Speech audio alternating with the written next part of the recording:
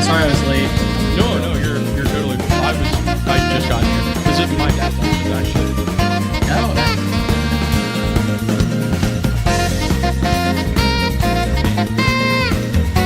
Switch to YouTube. Yeah, what was the launch button? Most people don't use Twitch. That's kind of the logic. People didn't really know how to log in or how to keep it.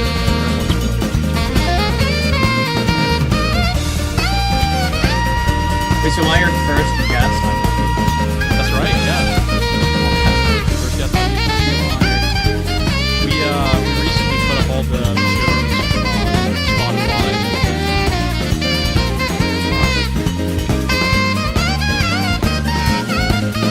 Dude, we got a ton to talk about. Yeah, so much. Are we live already or not?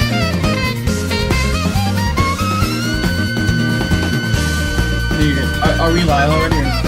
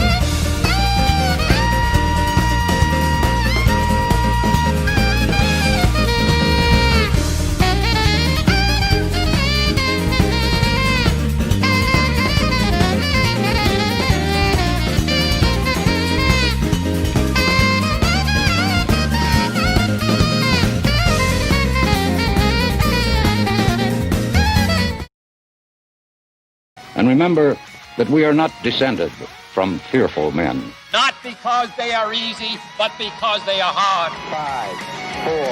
5, 4, 3, The Kellen and Alex Show. 0. Liftoff. We have a liftoff.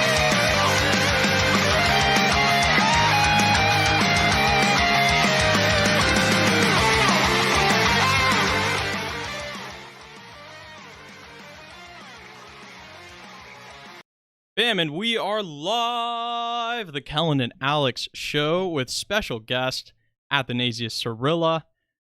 Welcome to the podcast, brother. Your Thanks second for having time. me. Second Yeah. time on. Yeah, couldn't stay away. Unfortunately, Kellen could not be on the podcast tonight. His dad was having eye surgery. So much prayers out to him and to his dad. He's it's pretty major eye surgery. It was like retinal something reattachment or something like that. Oh, So shoot. he's out Yeah. on that. But we got a ton to talk about, especially with, what is it, almost 2 or 3 weeks until school reopens again? Yeah. Not quite sure. I think it's about like, it's got to be, I think like two-ish weeks. Right. 2.5, something like that. And are they doing orientation? Yeah, so as far as I'm aware, orientation is going to be primarily just online, like online videos, stuff like that. Really? So I they're think not there's having gonna- the freshmen come early? No, I think they are. There are going to be, I think, a few general sessions of orientation where like everybody will get into the field house. Mr. Schmeezing will talk to him, or Dr. Kempton or something like that. But I think the majority, especially all the breakout sessions, are just going to be videos. Just videos. Wow. So Yeah, not it's in a gonna be large different. group, right? No, I mean, the way I think about it is like, I mean, I don't know what your orientation was like, but I don't think, at least as far as the breakout sessions, like the mini sessions go, I don't know how much you're gonna miss if it's just a video. I think the main thing that's gonna be frustrating is just not like having that orientation vibe on campus. I know that they're gonna do all the hard work they can to make sure you still have that, but it's I not wonder gonna be how, quite. like, you know, walking up to people and like introducing yourself. That was like the orientation experience, you know, like you want to Right. meet people, find out. Like, what's your name? What's your major? Where are you from? Etc. Yeah. I mean, are they going to discourage that? Like, don't introduce yourself to people, or? So they're definitely gonna like allow people to be in the same area, but I don't know how that's gonna work out. I know that they're, at least as far as returning students go, they're definitely gonna be expanding the amount of time you have to move into the dorms. So they're gonna be spacing it out when people are there, at least. So there's gonna be, I think, hopefully fewer interactions as far as they're concerned. But yeah, I don't know. I mean, actually, I just got off the phone with Alex McKenna. We talked yesterday about some different things, because he's a student head of orientation, and yeah, things are going to look a lot different, but they're doing their best, and I am really impressed by Alex's good attitude and his just spirit of like, we're going to make this work. We're going to do everything we can.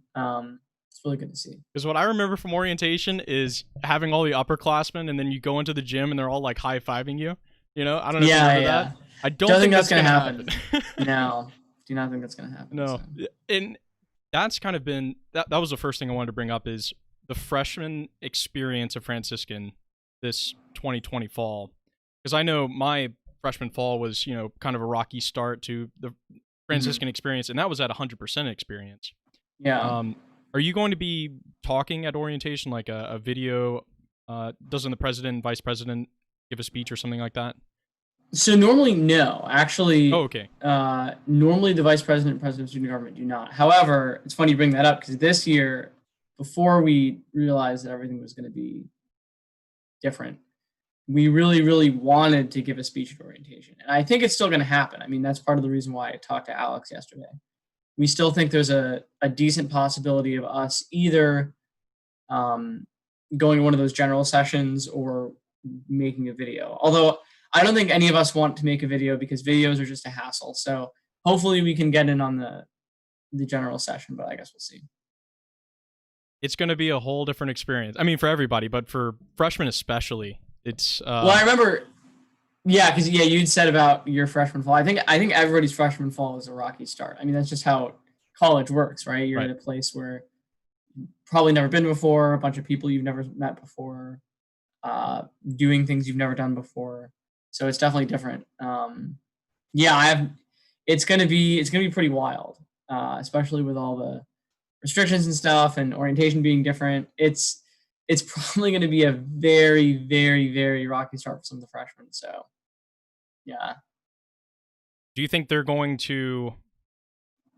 Do you think they're gonna? I mean, they're gonna judge Franciscan. I mean, as a freshman, I was already judging Franciscan when I came in. Like, did I make the right decision? Did I come to the right place? I mean, how, let's say, lenient do you think they're going to be in their judgment of the Franciscan experience in Steubenville, Ohio, with Corona restrictions and everything else. Like, do you think this massive enrollment? Do you think they're going to stick? Let's say if we have a semester of social distancing, the whole thing. Yeah, no, I think that. So, just the first part of your question, I think that Franciscan, as far as I'm aware, is one of the most lenient universities in the restrictions they're implementing. Still, based on what I've heard from other universities, I got a chance to be on a call with a bunch of the presidents of the student governments of other Newman Guide schools, so like Ave, Benedictine, Dallas, etc. And they were telling me their restrictions, and they're actually worse than what we have here.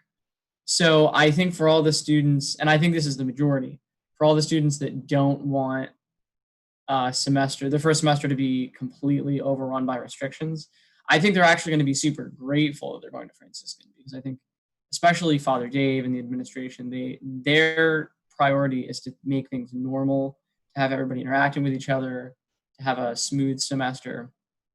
Their priority is not to make things difficult. So as far as the first part of your question, I think they're actually going to be, they're going to be happy that they went here. But sorry, I forget what the second thing is. No, that's pretty much it. It's okay. So did Christendom and Ave, are we doing less restrictions than they are? Or are they doing different ones? So I know about Christendom. I know that Ave, as far as I'm aware, their restrictions are slightly more severe. I know that Florida is a hot spot for coronavirus, and I know that I think like Franciscan, Ave's, in a certain sense, their hands are tied, in the sense that, like, based on what goes on in the county and the state is sort of what, like, they have to do. So I think Florida's restrictions right now, because it's of all the cases being up and stuff. I think it's harsher. I forget. I talked to the guy who was at the meeting. I forget all the restrictions they laid out, but if I remember, I'll let you know. I forget off the top of my head. But well, we have a running bet going right now, Mr. President. Yeah. I also with the Vice President. Yeah. About online school. So we bet that I bet that there would not be even one in-person class this semester. Put some money on the line. I also bet with the Vice President, our good British friend, Mr. Harold. And, California has already, from Governor Newsom, his Supreme Leader chair, has declared no in-person classes for any of the UC schools, San Diego State. I don't know if you heard that the Ohio governor has coronavirus now. I did hear that, yeah. I wonder how that's going to affect his decision. Like if he gets it really bad and survives, and then he's just like, we're going to really restrict, because this is worse than I thought. What if he doesn't get it that bad, though? What if it's like super chill, and he's like, oh, this isn't that bad? Well, Have you seen, there's been some pictures going viral of schools in Georgia that have reopened, like high schools that are like filled with students. I don't know if you've seen. They're open right now? Yeah, Georgia high schools. Wait, when does Georgia high school start? Early August. It's in the South. Yeah, it does. When I lived in Tennessee, we opened like first week of August, actually. But yeah, they're going back, and people are just ripping them, all sides. Really? Yep. And a lot of it is people concerned for the teachers, right? I was listening to Rush Limbaugh today, and he had a caller who was a teacher who, there was a previous caller who was a nurse who said, teachers are just whining, they should, everyone has to deal with the pandemic, they should just go back. And she called in and said, okay, well, I have a 92-year-old mother who I take care of, and my mom's 92, and I have to go and be in classrooms with children all day, and they're possible vectors of transmission, and I'm going to go, but you can't compare me to a nurse saying I signed up for this, and this is someone who's on the conservative side of the aisle. Well, let's take it back to Franciscan. We have a large number of professors who are older, or who have even older parents, or professors who are old themselves. Do you think what's your feel with the professors about how willing they are to enter into an enclosed space with 25 students from around the country? Well, yeah, first of all, I know that the restrictions as far as the classrooms go are going to entail everybody maintaining, I think I think ideally a 6-foot distance, but at least a minimum of a 5-foot distance between desks and between people. And I think masks, well, I know masks are going to be mandatory in all classrooms. And I think, so just as far as the restrictions go, that's pretty much as strict as you can get without saying it's all going to be online. I don't know what, sorry, I also forgot the sections are going to be doubled, right? So okay, there's going to be more classes? Yeah, okay. Twice as many at least. So there's more classes, there's distancing, there's masks. That's the most you can do. And then as far as the professors go, I haven't heard of any professors who are saying, I'm not going to come back and teach this fall. I think all of them are going to. But yeah, I mean, the way I view it is like, older people definitely are at a much higher risk of catching the disease and being affected by it. So they should be able, especially professors, they should be able to say, look, I'm just going to have online classes this semester because I'm worried about myself, about my family, etc. But yeah, I think that's a little different than the school as a whole, right? Because you're talking about the Georgia school. Well, like, okay, you can have professors saying, I don't want to expose myself to this risk. But for the professors that do want to, or at least they don't mind exposing themselves to the risk, I think they should be allowed to do that as well. So I think it's striking a balance, If they want to, they can. Do you think the administration is going to be like, okay, well, you're older, you don't have to, and then would they still pay them and give them leave, or? I mean, I don't really know. I know that. Yeah, I'm not really sure.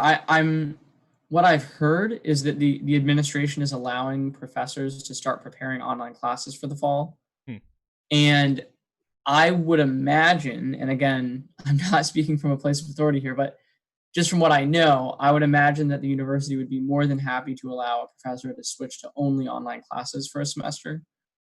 But I don't know. I know that at least as far as the school is concerned, because we're not sure if we're actually going to be able to stay open all the fall, that online classes are a possibility. So, yeah. So I guess I would imagine if there's a professor who's like, I really don't want to expose myself to this, I want to have online classes, I think they would let him do that. So how much are you talking with the administration? Do you talk with them regularly? Do they contact you at all, or? Yeah, so Clem and I have met with Mr. Schmeezing. We try to meet with him every week. It hasn't quite been every week. It's a little bit less, but more or less every week. And then we met with Father Dave once, and I've had an email correspondence with him. So at least as far as the people deciding how the restrictions are going to be, or what the restrictions are and how they're going to be implemented, not like constant contact, but we've been in touch. And then we meet with other people in the administration, such as like Mr. Schaefer, about other things. We haven't really talked to him as much about restrictions, but. So I don't know if you've seen that the bookstore is now selling Franciscan University masks with I did. insignia on it. Are you going to get one? I did see that. So what did you say? Are you going to get one? Oh, I think it's a waste of money, to be honest. Waste of money, yeah. Clem suggested doing a household like mask, like paint it. I could see, somebody who's artistic and has the money to get them. I think you could make a lot of money off of a fundraiser like that. But yeah, just do it for the entire household. I'm wearing my Martyrs shirt right now. Represent, guys. Represent. Martyrs in the represent. chat. Yeah, exactly. I think I wouldn't count out the possibility of me wearing a Martyrs mask. Don't count it out. If somebody gave me one. I don't know how much I'd pay for it, but if somebody gave me one, I might wear it. So last time we talked, or maybe I was talking to Clem, that the budget's going to stay the same for you guys for student government? So you have a lot of cash, Nish. You have a lot of cash this semester with not a lot going on. Right. It's Rock not climbing so. wall part 2? You could just put them back to back with each other, Oh my gosh, definitely not. Saying it's remained completely the same is a little bit misleading, okay. But yes, more or less, we have about the same amount of money that we would expect to have on a regular semester. Mm-hmm. But we have so many ideas up our sleeve, so many things we're trying to get done. I don't know if there's going to be enough money to fund a second climbing wall there. Not enough for a second. What? It gets used so much already. I mean, I know, Every day right? There's just lines all the way out the door. Yeah, there's usually a line. Yeah, you walk into it's like you got the line from the women's bathroom and the line for the climbing wall. You're like, which is which? They're both so long. I don't know. Super true, dude. Espresso machine? So, these are big unfortunately, campaign promises, Naish. I know, you don't deliver. Nice. So, yeah. So sadly, I think for the fall, I think the odds of there being an espresso machine are minuscule to none. Unfortunately, we've been in talks with Parkhurst, and the sheer amount of regulations and restrictions trying to be implemented this fall are going to make it at minimum extremely difficult for us to follow through on. Wait, that. So it's regulations that are making it? That's crazy. Yeah. Whoa. So that's okay. Well, here's something, so right? What are they doing calf regulation stuff? Like it's not going to look the same? Oh yeah, no. The calf's going to be very, very different from what people are used to. So we're working with Parkhurst right now to try to get a video done to explain this. But essentially, this is news, man. Yeah, so the calf's going to be operating at like half capacity or less. I don't know what the normal capacity is, but they're going to have about 350 people in the calf maximum. So they normally have 700 possibly? Yeah, I think, yeah. Okay. So there's obviously going to be distancing and masks enforced, required. And then at every station, so this is like the biggest change, right? So at every station, they're going to eliminate self-serve. Everything that is served by yourself, with the exception of coffee, drinks, and soft serve ice cream. The exception of those things. Everything and that you would normally machines, take, right? You know. Well, I'll get to that in a sec. Everything that you would normally serve by yourself, such as like at the grill, at the salad bar, etc., none of that's going to be allowed to. You're not allowed to serve yourself there anymore. Yeah. Are they going to like prepackaged salads? Mm-hmm. Really? Yeah. So we were told, there's going to be options for you to choose from. So it's not just like a one size fits all salad, but it's not going to be like you can put as many. It's not going to be like Josh's salad. Josh's like mega salad. Not like Josh's. Guys in chat, you got to see Josh's mega salad. That thing, he puts the weirdest stuff on that and then piles it just so they're not going to do a Josh salad for everyone. No, they're not going to do a Josh salad. That's sadly. Yeah. So first of all, the reason why, at least what we were told, the reason why they're allowing soft serve and drinks is because the way those work is a lever mechanism. So basically, you can take, so at least for the drinks, right? You take your cup and you sort of push it against the lever and the drink comes out. So that's pretty sanitary. Or like the soft serve, it's still, you press with your hand, but it's still a lever. It can be easily sanitized. An espresso machine would not be as easily sanitized. So that in itself, that alone is kind of giving it the kibosh. But in addition to that, so another problem is, even before we knew all these restrictions, we were trying to figure out spacing, like, okay, where exactly are we going to put this thing? Well, now they're saying everything has to be spaced out way more than it usually is. So they said, well, when space is at a premium, we're not going to be throwing in an espresso machine in there. Fair enough. Oh, and I guess the last thing is that also we were looking at several different models of how it would work. One of them involved having a worker there to sort of help operate the machine and stuff, but that's obviously not going to happen. So anyway, so I would say we're fighting our best. We're doing our best job, but I don't think it's going to happen. So we're going to have to go on, PolitiFact and do the promises whoa, kept, whoa, whoa, promises whoa, whatever, wait. right? And we'll just, I think not kept there. The odds of us having it in the spring, I think, are very high. If we don't all die of coronavirus first. We don't have vaccine that Bill Gates develops. Right. Well, the thing is that we were in the talks to get it done were going really well until this whole thing hit. Like, really? Actually, wait, that would have been before your election. What? Would that have been before the reopening plan hit or before you got elected? No. Yeah. So okay. Basically, the reopening, the whole like strict reopening thing, that's like a late July, like a mid to late July development. Right. Okay. So Were you back expecting in not as much like strict restrictions? oh no, yeah, no. The way that people were talking, the way that Mr. Schmeezing was talking, I mean, I would have guessed that we would have had almost no restrictions. Really? Wow. Mm-hmm. Yeah, and so we met with Lee, we met with Mr. Schaefer, and the espresso machine. If you asked me like 2 months ago, like June 6th instead of August 6th, I would have said, "Oh yeah, espresso machine, 100% happening, definitely happening." Based on our meetings, based on the budget, based on everything, like it's definitely gonna happen. So And now it's like, oh, it's not gonna happen. What do you think changed for Father Dave, the administration? Like the air felt like it was all going to be, we're just going to be reopened. Was it numbers changing? Was it them thinking? Yeah, well, so from the perspective of somebody in Ohio, at least, from about April to June, well, maybe even the beginning of July or so, things were super calm, right? It seemed like the numbers are going down, the country's reopening, things are going to be okay. And then all of a sudden, right, like after the 4th of July, or maybe even a little bit later, things just took a turn for the worse. Like all of a sudden, all the media was saying the cases are rising.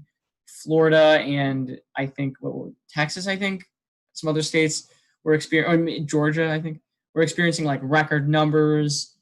Things were the worst they've ever been. The death rate is increasing, et cetera, et cetera. And then that's when schools started to say, we're going to go all online in the fall. I don't remember a school saying they were going all online until the beginning of July. I could be mistaken. I think it was Harvard. Yeah. It was one of the first. Right. So at that point, so before then, it's like, okay, well, that was kind of rough spring semester, but here we are back to normal in the fall. Well, by that time, once all that, the news was coming out, all that stuff, it just, the attitude did the whole atmosphere of campus did a 180. And then it went from, we're going to be open to, are we going to be open? But luckily, I think Father Dave is so set on having it be the most normal semester he can manage that I think, at least in their mind right now, it's not an option. Closing down is not an option. Or it'd be a very severe option. What? Or it would be a one that it would have to be a really severe, like Corona's had an outbreak and now we must shut down again. Or what do you think is the right? Because I have money on the line on this. Right? What's the breaking point that would push Father Dave over the edge to say I shut down? When I was talking with Kellen on a previous podcast, I said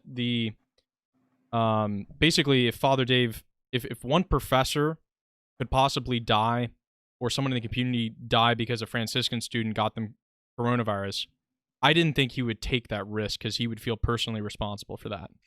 And that's really a lot of my reasoning behind online school is if there's a lot of, let's say, social pressure from other universities who are doing online school, like, hey, look, we're being safe, we're doing online. And then Father Dave's like the lone wolf who's saying, our professors are going to be in classrooms. What do you think will, if anything, would push Father Dave to move online, no in person? You mean before the semester begins or before or during?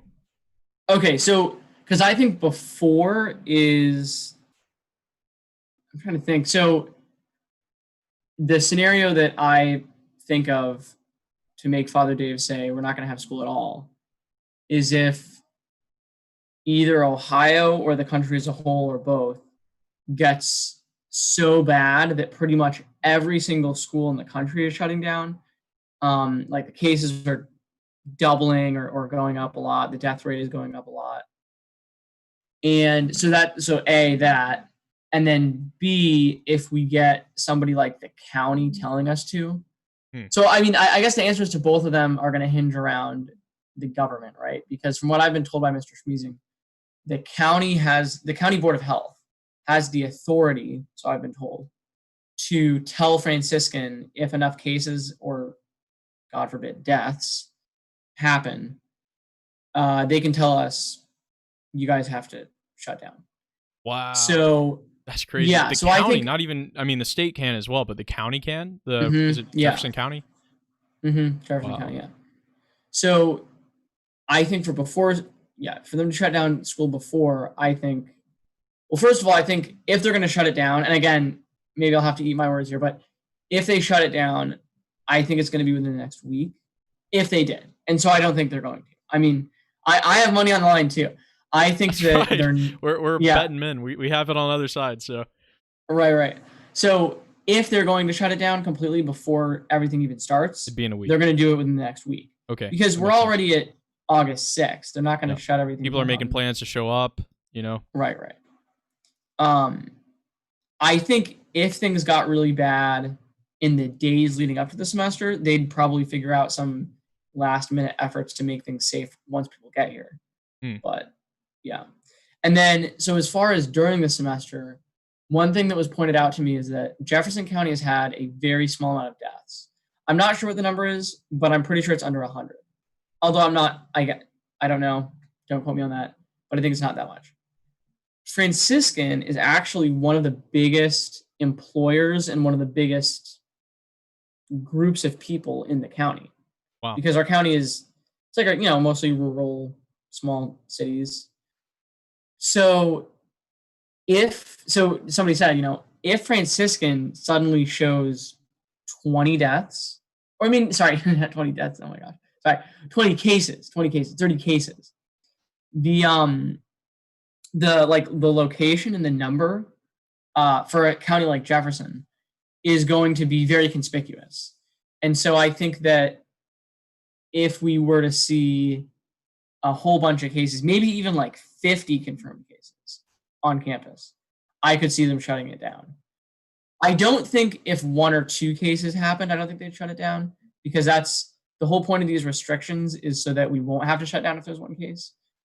But I don't see us staying open if we have 50 cases confirmed, because just to numbers me, wise, 1 to 2 seems harder to do than 50 in some respects with regards to like frannies. And let's say we're going to have 3,000 students, something like that. Yeah, I think a little bit less, but yeah. Okay. Well, if we had 5 out of 3,000, which I guess would be pretty high compared to population, but let's say we had 5 people who had it, and then with how it spreads, they possibly spread it to a few. It could rapidly spread if even just like 5 people had it. And then, because even if you're within a dorm or you're social distancing or whatever else, like, okay, that'd be the next question maybe for you. Like, we've talked about it on the Proletariat chat and other places, how, let's say, gung-ho Franciscan people are going to be with social distancing, mask wearing, mitigate the spread, don't talk to people. Do you think people are going to, really take those guidelines super seriously? So I think in my conversations that I've had, I think that the majority of Franciscan students, so I'd say like 50 to 60%, are going to be unhappy with the restrictions but comply with all of them. So at least at first. So they're not gonna be like, oh man, this is so great, I'm so glad we're doing this, but they're not gonna be like, no, I'm not gonna do it, And then I think probably 30 to 40%, yeah, a little more, are going to be very against it, the restrictions, and possibly a significant chunk of that group might even refuse to comply to some or all of the restrictions and sort of test the waters, see what happens if they don't. And then I think there's a small minority, like 5% of students, that will follow the restrictions and really care about the restrictions. True believers. They'll be the 5%. Yeah, true believers, yeah. So I think like I think because 80 to 90% of the students, in my opinion, from what I know, are not true believers in the restrictions, I think that within a couple of weeks everything's going to fall apart. I don't think we're going to last a month with really tight restrictions unless we have like 15 cases off the bat. If we don't have cases immediately, everything's going to fall apart in a month. Fall apart meaning cases increase, shutdowns? Oh, sorry. No. Fall apart in terms of distancing. You don't mean fall apart in terms of the semester shutting down. Right. Heard here first, Kellen and Alex show. No. Yeah. No, fall apart in terms of like people taking the stuff super seriously, being distant from each other, mask wearing. I would, it's going to loosen as time goes on. If everything's successful. Right. I think by October, if October rolls around and we've had cases under 20, like 10 cases maybe, or something like that, or even like maybe even 15, but probably not, like maybe 10 or so. And the national climate isn't what it is right now, I think nobody's going to be following the restrictions. Do you think the national climate with Corona is going to go down over the fall? Or do you think it's going to continue to ramp up and be, wow, we're having more cases because we reopened? Yeah, I don't know. I honestly don't know. I mean, my guess is that things will be calmer than they are now, because at least at the end of July, right, things were about as crazy as they were since back in March. So for you guys, yeah. For us in Cali, it's been like April was because everyone here is true believers. You can say. Really? Yeah, well, a lot of people are. And so in April there was like nobody on the road. What's that? I said that's why you have the most cases. Yeah, I know. It's silly. I mean, you really can't do a whole ton. And yeah, that's why we have most cases. But April was like the entire month was completely shut down. No one was going anywhere. The streets were empty. And it's only been recently where people are like, screw it, we're reopening. It's just that it's just humanity. You can't just keep everyone inside the whole time. I think you're right with a month will go by and then people will just be like hanging out, not really caring. They'll take out the board in between the beds in the dorm rooms or whatever. No one's gonna have that. No, it's so funny that. Well, I hope not. Yeah. It's so funny you say that. Like, yeah, like Ohio, especially Steubenville. Like, I don't know. So yeah, at first people were worried, but yeah, by April, things were already like the end of April. Things were already whatever. I'd say the whole summer has been almost completely normal for me. Like as far as like going out to a store.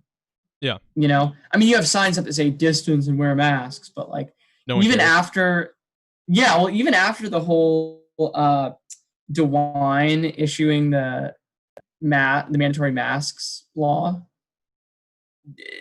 I walked into a Kroger and like, I don't know, there were at least like 10 people that weren't wearing a mask. And I was like, all right. Nice. Cool. So Ohio's not as restricted. Yeah, listen, Garcetti, the mayor in LA, said if they catch you at having like big parties at your house or something like that, they'll cut off your water and electricity. All right. Well, yeah, that's the Cali way. I don't live there. Comply and die. That's that's how we go. Yeah. But now with DeWine with Corona, I mean, maybe we'll have even stronger. Yeah, it's going to be that first month. I think, like you said, is going to be the testing ground of, okay, did enough students bring this thing to Jefferson County that the government's going to shut us down? Okay, they didn't. Now we can kind of relax a little bit. Otherwise, we shut down. I mean, that's like the only two possibilities there is the county says shut down because we had too many cases, or things are fine, and then we relax here's restrictions after a while. Yeah, here's an unpopular opinion, but I think that Franciscan University should not be doing testing on campus unless it's absolutely abundantly clear that the person has. Oh, are they? They're doing testing on campus, not just at Trinity? Yeah, I think the wellness centers. Well, sorry, I shouldn't have said on campus. What I meant by that was, I mean, first of all, I think the wellness center is doing tests, but even if they're not, what I meant by that is they shouldn't test students unless it is abundantly clear they have symptoms. Because, so just to give some background, so right now in the guidebook, if you have any symptoms, right, you should get tested. And then also in addition to that, I don't know how much people know about this yet, but the biology department is currently doing an experiment where they test asymptomatic people to see if they have coronavirus. Because I think their experiment is how fast can we get the government to shut us down? But why on earth would you do that? Like that's a horrendous idea. I think the more you test people. Wow, that's really interesting. Who in the bio department is doing that? Dr. Keebler is spearheading it. And look, I like Dr. Keebler a lot. He was my cross country coach. He's a great guy. Testing But asymptomatic is he going to test Franciscan students like on the regular, even if they're asymptomatic? Like ask them, hey, come in, take a corona test. well, no, it's not. It's not even if they're asymptomatic. He's seeking out asymptomatic. Oh, seeking them out. Yeah, seeking out so asymptomatic. he's students. preparing for students come in, and he has a team ready to test people who don't have any symptoms. Is that right? Yeah. Mm-hmm. Yeah. Why? So it's not everybody, but just like for what purpose? like I don't know. I said to shut down the school. I mean that could be the only real, unless. Well, yeah, no. So my big thing is like I think that. So like if let's say you have like a fever, okay, like you wake up and you have a fever, don't go to get tested for coronavirus, right? Or let's say you have like you have some congestion and a cough, right? Don't go to get tested, okay? Because the thing is, the more positive tests we have from students, the worse it's going to be. And look, I know it's like, oh no, but like, what if they don't get tested? It? Just stay in your dorm. Don't worry about it. We'll have a semester. If you guys you have corona, just don't get tested, all right? No, honestly, like, look at the numbers for students, right? Like 18 to 22-year-olds. Like, how many of those people even have a serious case of coronavirus when they have it at all? Almost none, right? Now, obviously, you want to keep people safe, okay? But like, if you're following these measures, like, if you actually believe that these measures work, then, the professors, they're going to be safe even if you have it, right? Because the measures work. It's distancing, it's masks. Like, well, let me put this to you. If you're a student and you're required to be in class, right, and you start developing symptoms or whatever, and, would you... you would want to probably get tested to say, if you did have corona, then you could tell your professor, hey, look, I got the Rona, so I'm going to stay in my dorm, you know what I mean? It seems like if anyone on campus has any symptoms close to it, they're going to be like, oh, I got to get tested right away. But you're saying... No, I agree. I agree with you. It's going to happen. If you have symptoms, just be like, accept it and don't get tested. So we don't have this huge amount of... And also if we have like false positives and stuff. I'm trying to parse through this unpopular opinion here.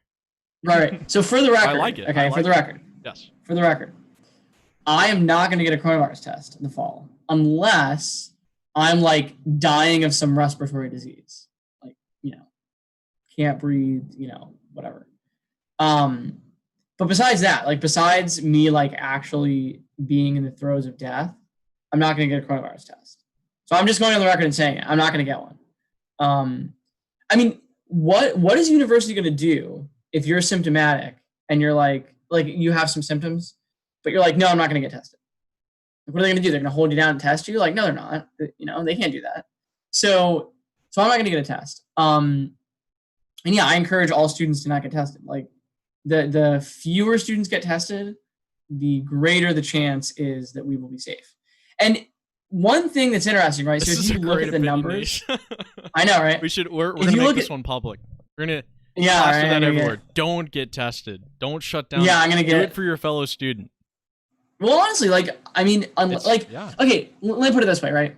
If you had the flu, I know the flu and coronavirus, big. Okay, but if you had the flu, right? You're going to go to the hospital because you have the flu, right? Like you get like tested for the flu, go to the hospital. Like, no, most students are going to be like, oh, all right, a little sick. Gonna stay home, maybe not. Maybe I'll go to class anyway. You probably shouldn't, but maybe they would. They'll be fine.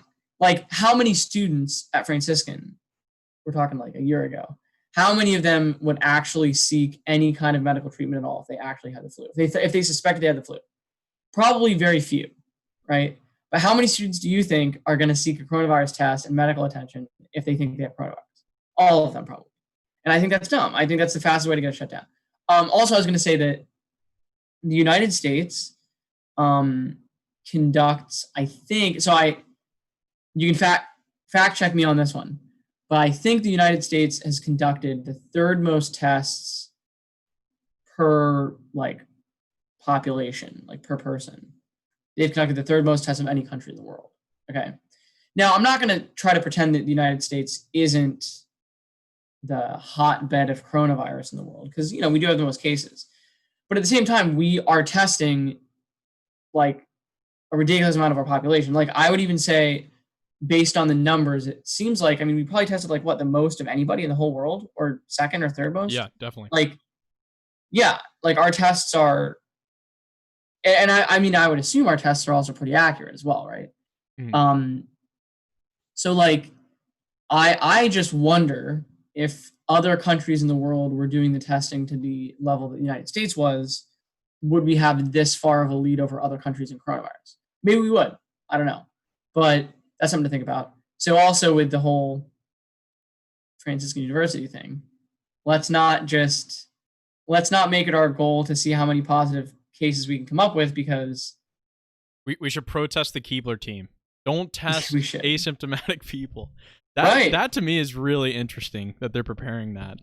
Well, I mean, I go further. I say don't test symptomatic people either. But That's right. Don't test asymptomatic or symptomatic. Heard don't here test. First. Don't test. Just don't test. It's very. I would put the magic number at 50. Like 50. I think once we hit 50 this positive tests, this would be made not by Father Dave, but by Jefferson County officials. Yeah, they would be the ones that contact Father Dave and say, you got to shut down. Now, would they say you got to go online school, or would they say you got to tell everybody to go home? I mean, what I think, like logistically, I think they would just say online school, but like, don't leave your dorm. You know? Would they shut down the which CAF? Is not gonna. What? Would they shut down the CAF? Yeah, I don't know.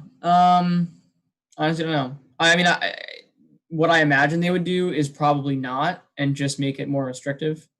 But yeah, who knows? Guess we'll see. But let's yeah, talk, so maybe we could switch to student government in this last 10 minutes. Oh yeah. Mm-hmm. Yeah, your plans, I'm sure, have changed a bit, but they you still have plans for the semester, right? Yes. So, and student government provides a good bit of money for club activity, and I don't know if you've talked to any people with clubs, or, I mean, I'm obviously associated with Veritas. Are there clubs that you think could still have a pretty successful semester doing their club activities? I know I've talked a little bit with sports with Kellen. What's your feel with that?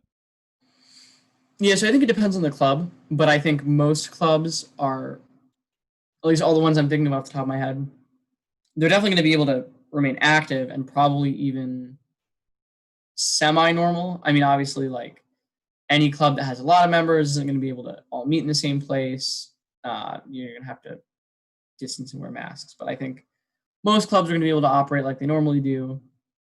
I think I haven't really been into, so this time of the year is usually not a very active time of the year for student government with clubs or student government at all. I mean, really, like beginning of August is like, there's not much work. It's usually being done. This year it's a little different.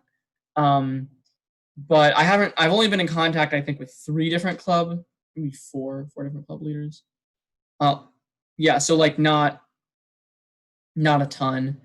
I think so. Like the ones I was in contact with are gung ho about, still having their club meetings and their club events, and we're still, obviously, student government is still. We still have our money to give out for clubs, right? We're still going to allocate that. The spring, so you do the budget a semester in advance. So we already have all the fall budget allocated already. So it's just a matter of whether those clubs are going to use the money, which I think most of them will. I do. Especially because, like, as I said, I think once October hits, we're not going to have these strict restrictions anyway. But even if we do have restrictions, I know with you guys, right, with Veritas, like, you can still, like, a debate hasn't been completely axed yet. There's an off chance that you guys can still have debates. Are they going to allow events in the gallery, in the Gentile gallery? Yeah. So, okay. So, like, the rule of thumb is going to be if you can distance and if you can wear masks, you're good. Doesn't matter how many people in a room, as long as you can distance them and have a mask on. Well, I mean, it does matter in that sense, right? Like, the gallery is not going to be able to have however many people it normally, like, what, 200 or something? Can't, or maybe more. 400, every debate, Yeah. Do you know, what's the, like, official capacity of the gallery? Oh, man, it's probably like 350. Pre-COVID. Okay, 350. Yeah, something like that. I mean, we jammed Yeah, like so I'm 400 guessing people in there, and it definitely was not fire safe or anything else. That was the Right, dating right. debate. Right. Yeah. So I'm guessing like you'll be able to have 150 in there or 100, but like you still have it, you know. Now you can't have. I don't know if you heard the whole dorm thing, right? But you can't have people visiting dorms that they don't live in. So I don't know if there are any clubs that I don't think there are any clubs that affects, but if there were, that affects households more than clubs. But yeah, so yeah, I think clubs are still trying to operate as normal. They're still getting their money. We're not gonna pull the funds away from them. Could go rent a Ferrari or something with ours, you know. Not do any debates. I mean, we're gonna have. What do That's we have? totally legal, by the way. Totally legal, right? Yeah. No. Well, we could just put it as, you know. Alex drives away expense. from his master's classes in a nice new shiny Lambo. How did you get that? By the way, I drove an Audi R8 last night, and it was awesome. Oh, did you? Yeah. One of my dad's business friends brought it over, and I was like, "This is what a real car sounds like." Anyways, yeah, I'll pull up on the Audi R8, and yeah, it's gonna be. They're gonna be a lot of money for clubs. You go ahead. By the way. Oh, so I was just gonna. I was just wondering, have you ever driven a Tesla? No, although there's a ton out here. But do you want to? Yeah, I'd love to. Okay. Do you have one? No. Oh no, sorry. Like, yeah, I go, wish. Because like for me, Tesla is like I would love to get a Tesla someday. It's not cool. Not in the near future, but in the far future. Get the Roadster, that's like man. the kind of car. 2020 Roadster. Oh yeah, no, exactly. Tesla's not like my dream car in the sense that like, oh man, if I could have any car in the world, I'd have a Tesla. But it's like my practical, somewhat near future dream car. Yeah, man. Move to Cali. A lot of people have Teslas out here, and you can put your they when they sell you a Tesla.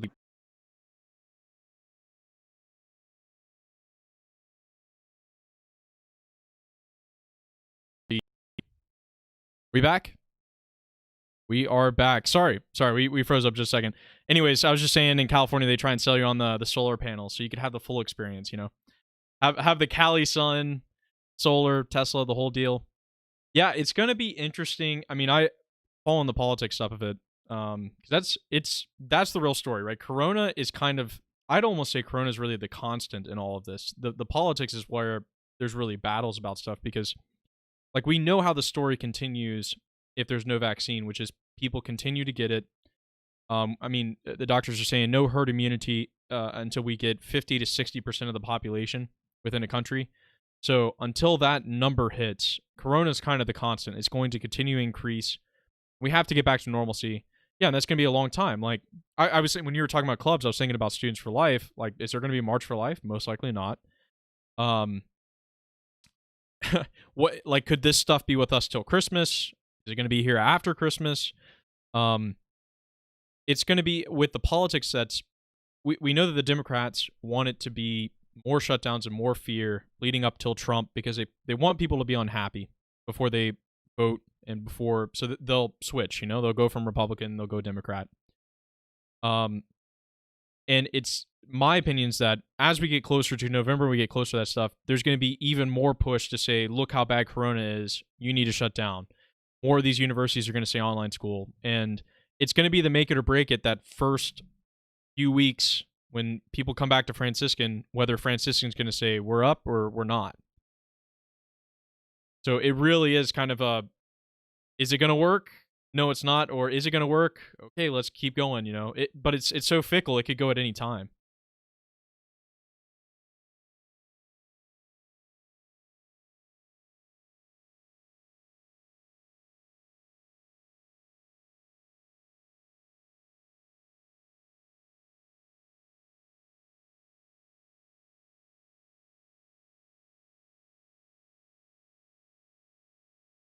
You got the Trumper who was there today, I'm pretty sure, right? In Cleveland? Yeah.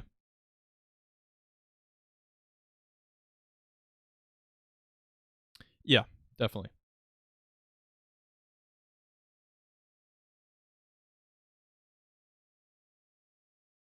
Yeah, no.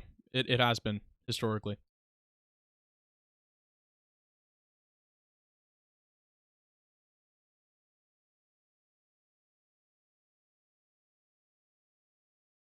he has it. So yeah. So with these like last few minutes, what would you say to the freshman class who are coming in? What are you planning on saying to them in your what orientation speech, or not video, but possible speech? Yeah, what are you planning on saying to them about this Franciscan 2020?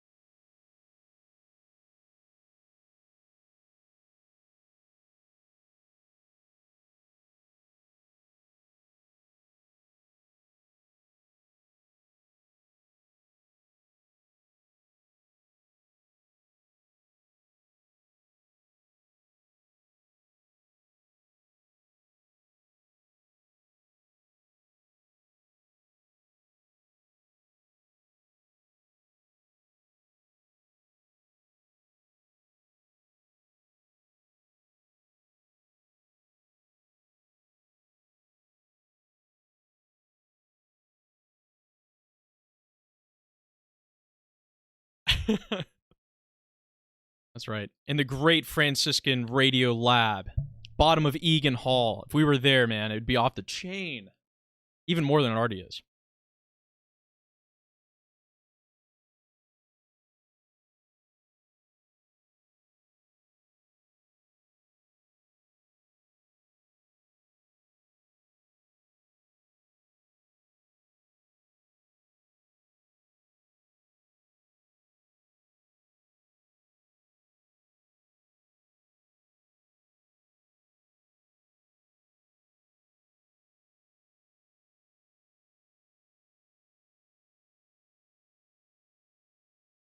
That's awesome.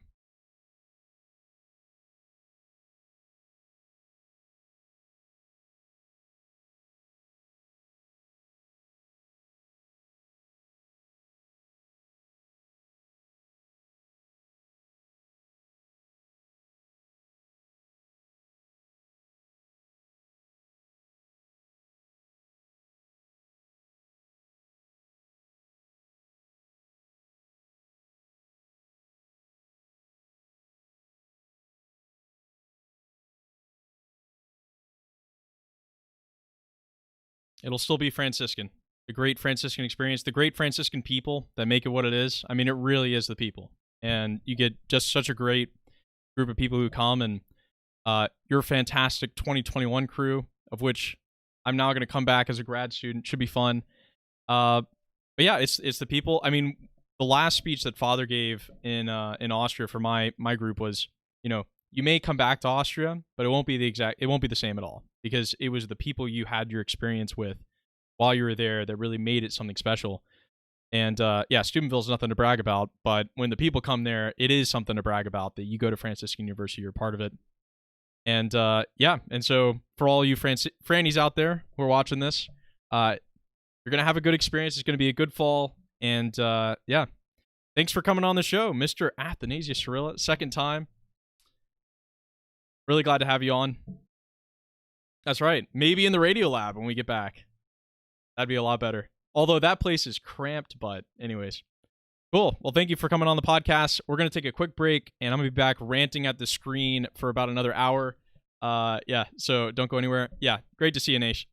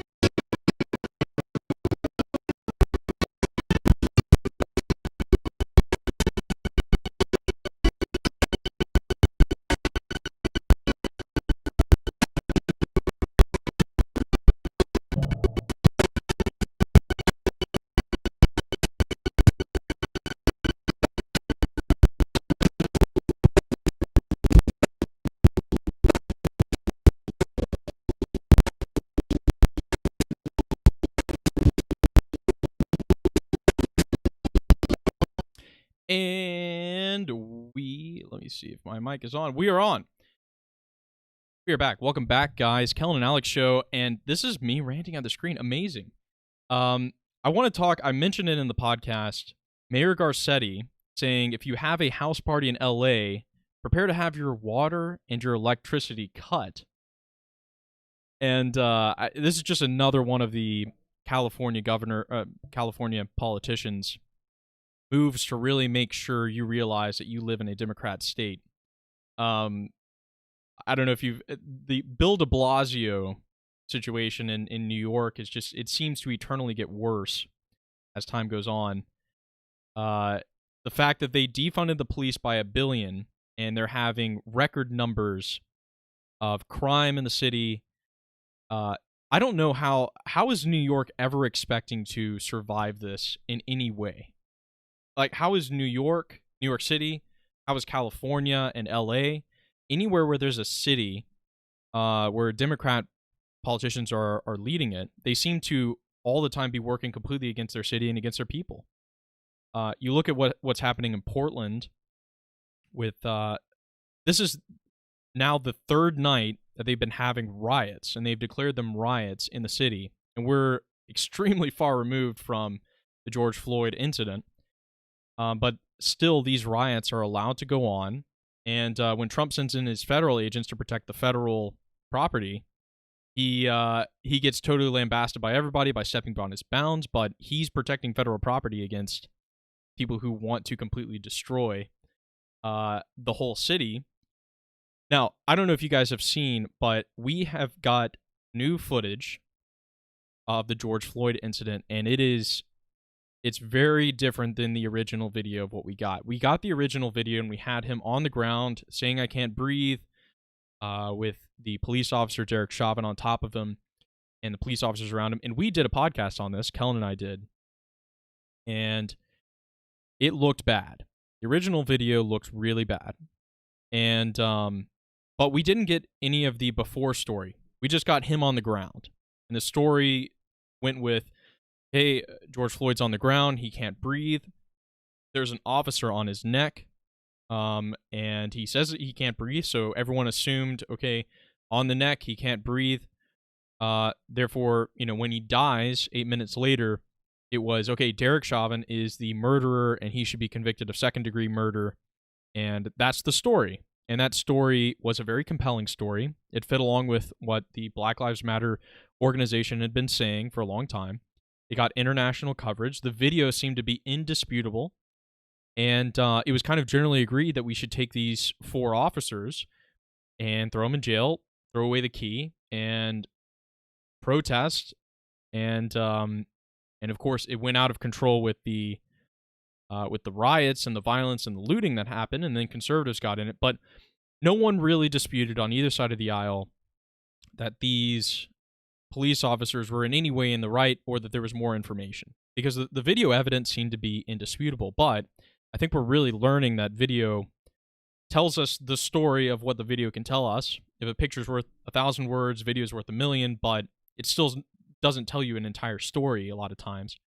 Well, the story that was told with this release footage, and it was released by the Daily Mail out of the UK, so foreign media, but it looked like somebody who was on the jury had gotten the body cam footage of one of the officers. It wasn't Derek Chauvin, it was another one of the officers, but got the body cam footage, and someone on the jury for the trial of these police officers, right?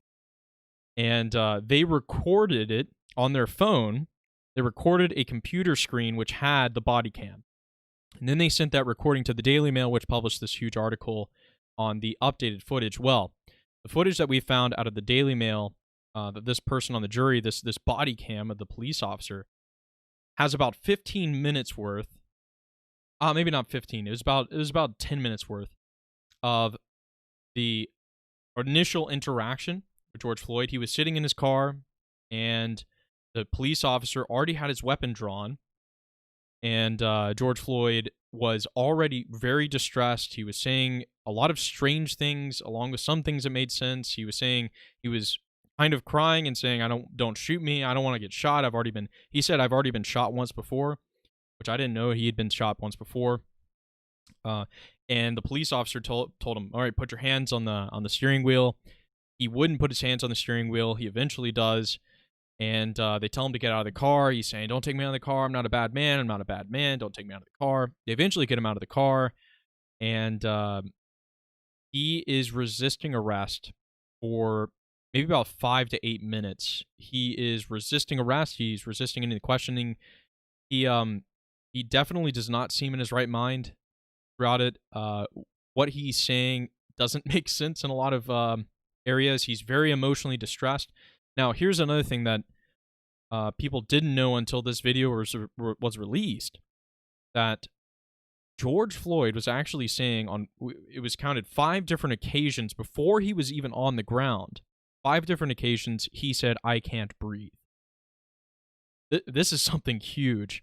There were 5 different occasions before he got to the ground, before the officer was kneeling on his neck, where George Floyd was already saying, "I can't breathe." Recorded 5 different times of saying this. You guys can look up the footage. It's on the Daily Mail.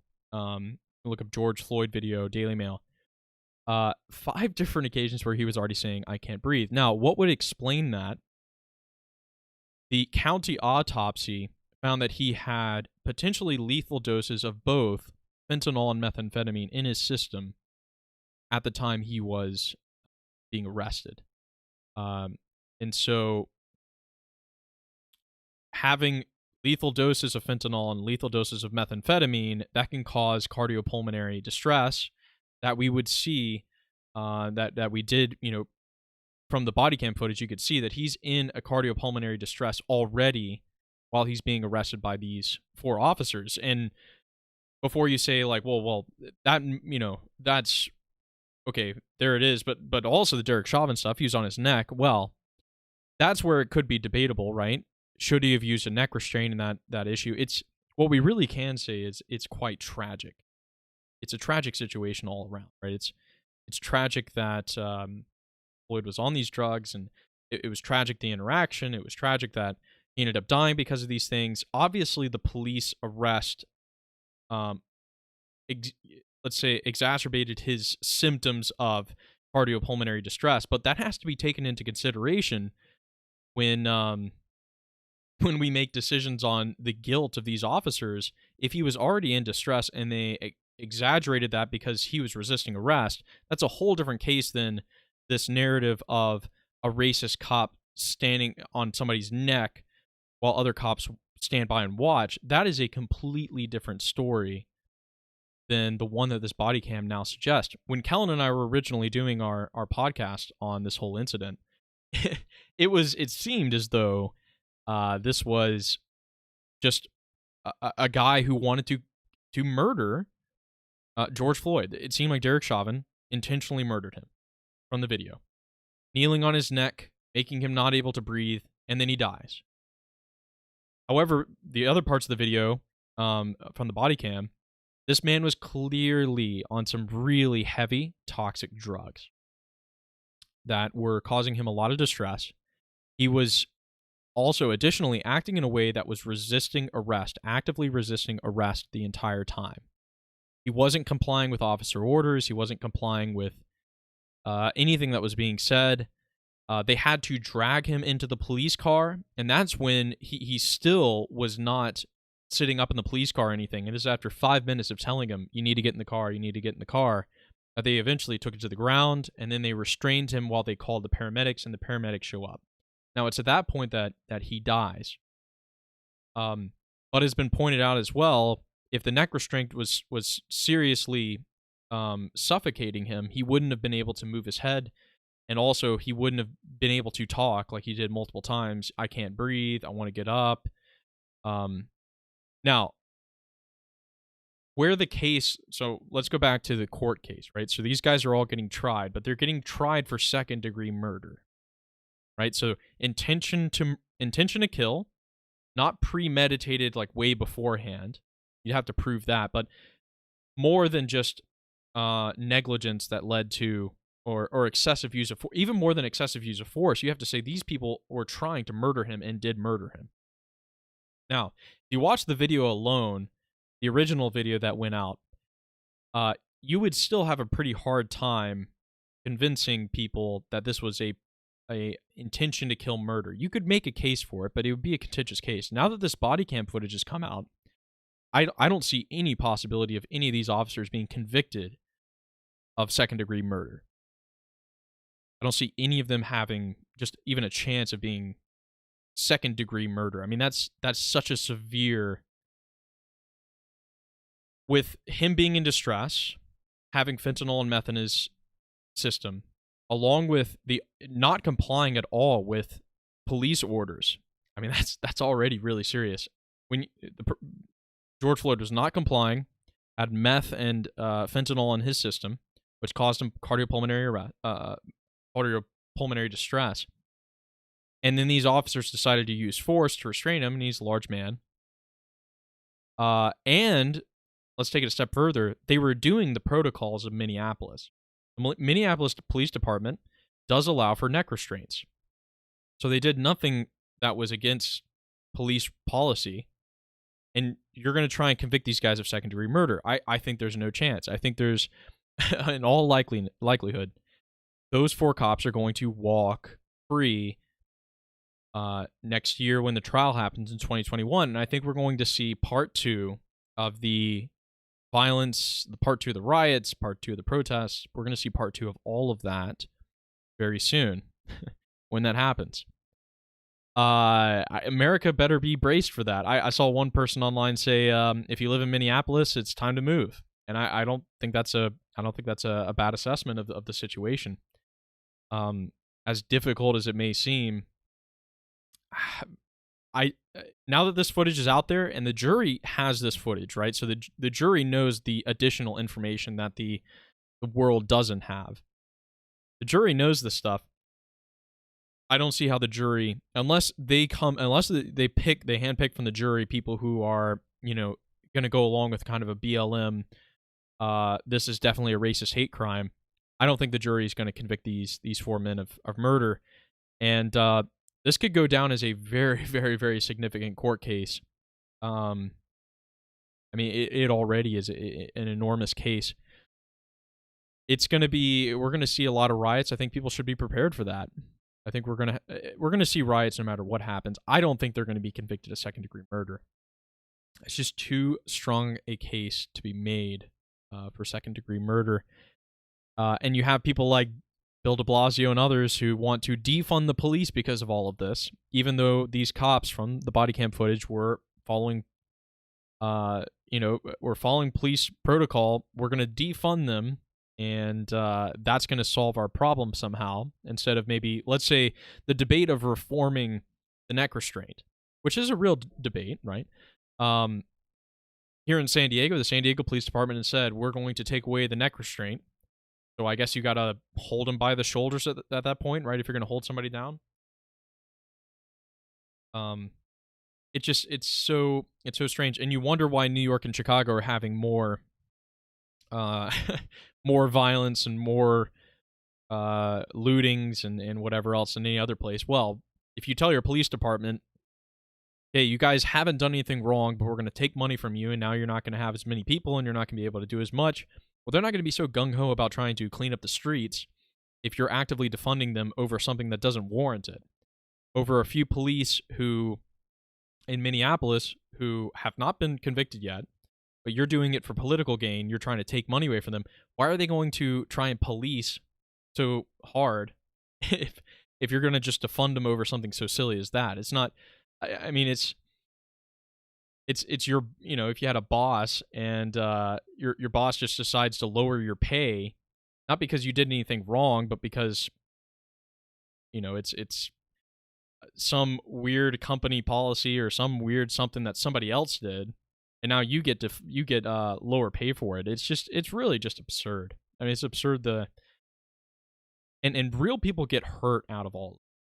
We have to remember, this isn't just detached from reality politics games. This is people in New York City. There were probably people who would have had a cop available to them that didn't have a cop available to them when they needed it in New York, Chicago, LA, Portland, these places where these Democrat politicians are running, and saying everything's hunky-dory and fine and we're solving racism by giving less money to our police department.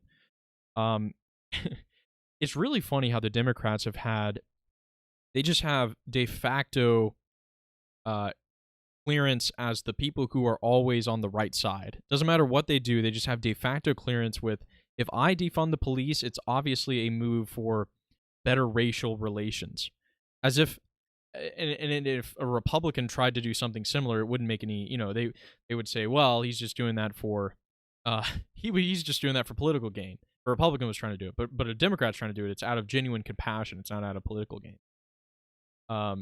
The double standard that exists, and people have talked about it a lot of times, but it is a true standard of double standard in the media, in all sorts of stuff with regards to free speech, right? You can so let's talk about a recent banning, and this is maybe a week ago or so.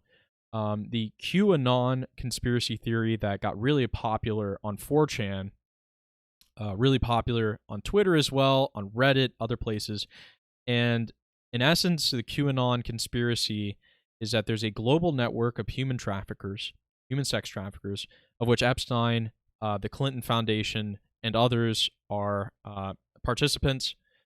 And Donald Trump was elected to take down that human trafficking global, what would you call it, marketplace, whatever. He was going to take them down. There were a lot of them in the deep state. There was a lot of them in companies and in global corporations and foundations across the world. And so he was going to be the one who was going to take them out. And they call it the upcoming storm. There's a storm that's going to happen where Trump's just waiting for the right time to take them all down at once. So this is the QAnon theory, right? Is it based in, how much facts out of this? That there is human trafficking, that it does go on, that there were very prominent people who were involved. These are all factual things. I mean, we know Prince Andrew was involved in this. Bill Clinton was had a lot of flights with Epstein, went to the island. We know that confirmed. So, and that's a former president and Prince Andrew, right, in the British royal family. So these aren't non-influential people, right?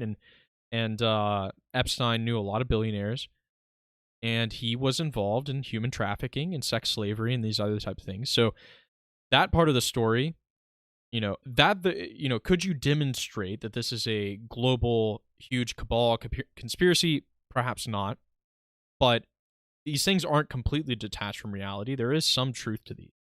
Now, they're saying that Trump knows about this, that he was elected for it, and there's an upcoming storm. Okay, well, obviously, this is a conspiracy. It hasn't been proven. There's, how much does Trump really know? Recently, Ghislaine Maxwell was in prison, and he says, I wish her well. So, how much does he really know? How much does he not? Okay. Well, Twitter took it upon themselves, and so did Facebook, to ban any account that was associated with QAnon.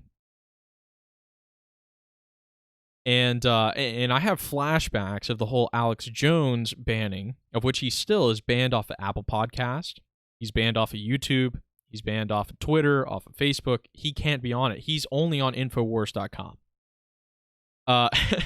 When that happened, that was one of the first. Now, we've seen other cases of a total censorship and a total clean slate on the internet, where you just wipe somebody completely off the internet. You can't search for them. You can't find them. You can't.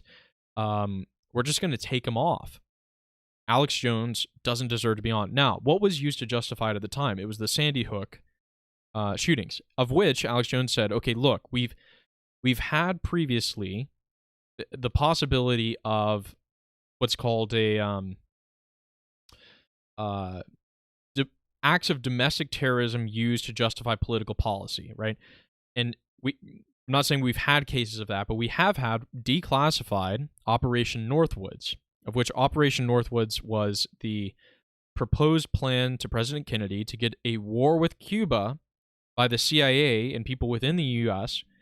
committing acts of terrorism against the American people to try and provoke a war with Cuba, right? So you make it look like Cuba did this domestic terrorism. Now, this was a legitimate plan submitted by the Department of Defense to John F. Kennedy. He rejected the proposal gladly, but committing domestic terrorism to justify a war or justify a political policy or something like that is not beyond belief. And so Alex Jones, with the Sandy Hook things, there was a lot of policies of gun restrictions that came out of Sandy Hook. Now, he questioned whether or not it could be one of those planned Sandy Hook. Now, he admitted he was totally wrong, and let's admit here he is totally wrong. Sandy Hook was a very tragic thing, and the man was crazy who perpetrated it. He wasn't some inside guy or something like that, but Alex Jones put it that way. Now, when he said that and he got public with that, there were a lot of crazy people who follow Alex Jones who harassed the parents of the Sandy Hook victims and harassed them because a lot of those parents started appearing on major news networks and saying, this is the reason why we have to have gun restrictions because this guy had an AR-15. So these followers of Alex Jones, and I don't know how loosely or tightly you want to use the term followers, because I don't know, it's such a weird thing when people say, oh, they're followers of Alex Jones, as if anyone can listen to them and make their own opinion, of which these people think that people can't do that. The Facebook people think, maybe they think Alex Jones is so convincing that he can't be allowed on their platform. They're paying him a compliment by telling him all this stuff. But anyways, so these crazy people go to the parents of Sandy Hook people and they start harassing them and sending them death threats and stuff. And this gets national news that Alex Jones is sending people to. They summarize it like this: Alex Jones sends people to harass the victims of Sandy Hook's parents, the parents of the victims of Sandy Hook, right? Of course. Now, if you extended that sentence and you said, some people who listen to Alex Jones say it could be possibly a conspiracy, went and harassed the parents of Sandy Hook, that would be a lot more accurate. But these people hated Alex Jones. They hated that he had a huge platform, and he still does have an enormous platform. He was huge on Apple Podcasts for the longest amount of time. He had tons and tons and tons of subscribers on Apple Podcasts who were listening to him daily. So he's saying these things about Sandy Hook, asking questions about it. Some of his followers, some people who listen to him, rather, go and harass these parents, and he gets completely wiped off all at once of Apple, Twitter, Facebook, YouTube, and even some of his bank accounts were frozen as a terrorist. Now, he's described this before. He was kind of the first to be, wiped off the platform. Now, bringing it back to QAnon, they banned all these Twitter accounts pretty much overnight. Now, I wonder what they're trying to accomplish with this. You have to think, what are you trying to accomplish with this deplatforming that the left's trying to do? Because all they do in a free society like we live in is you push them to somewhere else, and you get kind of the moral victory of beating the bad guys, right? You beat Alex Jones, you beat the QAnon people. If they're not going to say their stuff on Twitter, they're going to say it somewhere else, right? And they're going to still have their community. Regardless of whether you ban them and you deplatform them, they're going to take their community somewhere. They're not going to just say, well, Twitter banned us, I guess I'm going to stop believing this stuff. So they're definitely not changing the minds of the people who are getting deplatformed. So that can't be a motivation. You don't deplatform somebody to change their mind. You deplatform them to tell them GTFO. You can't exist here, right? Your opinion isn't worth holding. And however, you can be a total communist sympathizer, and you can hold a Soviet Union was great Twitter account. You'll never get harassed for that. You would never in a million years get harassed for that. You can also be a total anarchist. You can all sorts of stuff. But if you say there's a worldwide human trafficking ring and Donald Trump's going to try and bring him down, that's not within the realm of opinion. That's too conspiratorial for them, right? If you're Alex Jones and you make one and you question whether or not Sandy Hook could be a conspiracy somehow to promote gun control, that's an opinion that's too far, right? Now, that one I think is even more egregious than the QAnon stuff, because I mean, we're now more stuff's coming out every day with Ghislaine Maxwell with regards to Prince Andrew and other people. There's a lot of that based in reality. Now, when you kick these people off, they also think Twitter's in on the gig, right? Facebook's in on the gig. They're protecting people. So it doesn't look good for them either when you do these things. And also it's there's an effect. I'm going to have to look it up. I think it's called the Streisand effect. But basically, trying to cover up information is actually, it actually brings more attention to that information than if you had not tried to cover it up initially. It comes from Streisand effect. Yeah.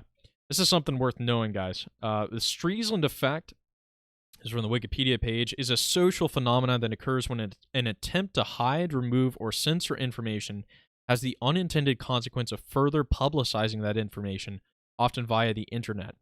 And it's named after this entertainer, Barbara Streisand, who she tried to suppress photographs of her Malibu house. Somebody took pictures of it from a drone, tried to do a lawsuit, and then it got like widespread attention, and she ended up losing the lawsuit along with the photo of her house went all over the place, right? There's something about the internet where you try and censor the information, you're bringing more attention to it, and people get angry that you're trying to suppress it, right? It's, the internet being the great equalizer that it is, at least that we hope it should be. When the information gets out there and enough people see it, and then they try and censor it, people are going to reshare it even more vehemently because you're trying to shut it down. Because they're being, the nanny who wants to, censor all the information. Facebook and Twitter are the real arbiters of truth in these matters, right? And this, so here's another, QAnon. Now, this happened recently as well. The hydroxychloroquine censoring and deplatforming that Twitter, Facebook, and YouTube have done. And this comes from the frontline American doctors who were in Washington, D.C. This is about 2 weeks now. And they were just outside of Capitol Hall, and they were saying that their experience is that hydroxychloroquine actually works. That they've used it as a treatment, and hydroxychloroquine works to treat coronavirus. They didn't say too much more than that. They said, why is hydroxychloroquine so demonized in the media? They also pointed out, one of the doctors pointed out that the Lancet is a prestigious medical publication. They actually had a study published in the Lancet that was apparently proving that hydroxychloroquine doesn't work for COVID. Well, this doctor and his team at the Frontline America had went through and found out a lot of the data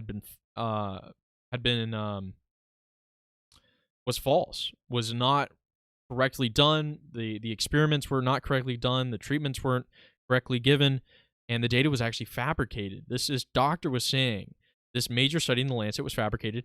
He proved it, and the Lancet retracted the article from their journal. This is huge, and he went out and said it. And there's another doctor who got really famous off this. Her name was Emanuela, I think is her name. A doctor from, I believe, Nigeria, somewhere in Africa. And she said, I've been having tons of success in Texas, where she works. Tons of success. I've had 400 COVID patients, and not one of them has died. And I've prescribed hydroxychloroquine to all of them. And she called out everybody. And here's what did it in for her. The reason why she gets censored and the video get taken down. She said her, total support for Donald Trump, and that was enough, right? You do that, you're done, you're dead. You can't do that. That's gonna destroy you, right? So these doctors do that. This video that they produce, and Breitbart was the one who published it. They put it on YouTube. It gets 17 million views. I don't even know how many views it gets on Twitter or YouTube, but it gets 17 million views. And Facebook, Twitter, and YouTube all at once decide they're going to take it down. And they use their algorithm magic machines to take down this video, and anyone who reposts it, they delete it. I mean, just insanity that we've reached a point where this could be labeled as false information, and be totally removed from a platform. I mean, what an age we live in, where a medicine that's been around for this long, hydroxychloroquine was developed in like the 70s or 80s. It's used as an anti-malarial. Actually, before I went to Africa, I was told hydroxychloroquine is one of the medicines you can take if you get malaria. It works as to suppress the symptoms. But I mean, what a time we live in that would be worthy of being censored. Like, what? I don't understand how this doesn't provoke more outrage over this. The fact that a number of doctors who are practicing medicine in the United States are giving their personal data of I've used it and it's worked, and that's worthy of being censored as false information. It's and I'm building this case going from Alex Jones and QAnon and now hydroxychloroquine, that these tech companies and these social media giants think they can literally get away with anything with regards to censorship. And by and large, they are getting away with it. No one's taking them to task. No one's trying to shut them down.